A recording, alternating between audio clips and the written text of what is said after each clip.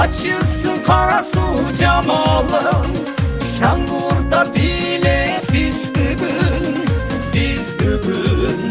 Güldüsün caştı aralı, aralı.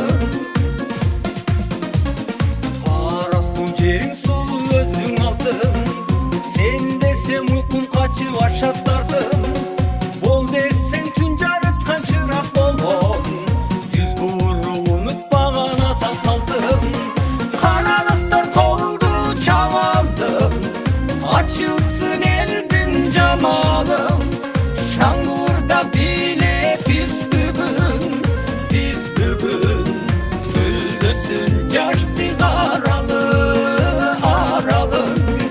Karanlıklar koldu çavaldım, açılsın Karasu camalım. Şangur'da bile biz bugün, biz bugün. Güldüsün değiş aralı, aralı.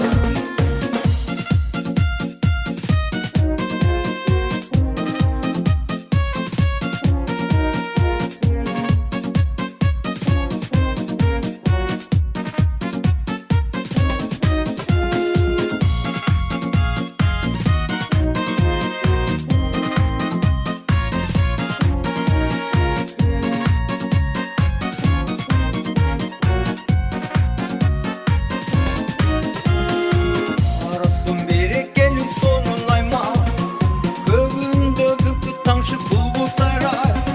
Suların yere sütte ötü damdu, baylığına özündürdü susulaymay.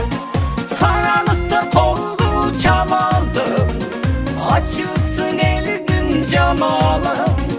Şangur'da bile biz bugün, biz bugün. Güldüsün caştı aralı, aralı. Karanlıklar koldu çavaldım, açılsın Karasu camalım. Şangur'da bile biz bugün, biz bugün. Güldüsün caştı aralı. Karanlıklar koldu çavaldım, açılsın Karasu camalım. Şangur'da bile biz bugün, biz bugün. Güldüsün caştı aralı.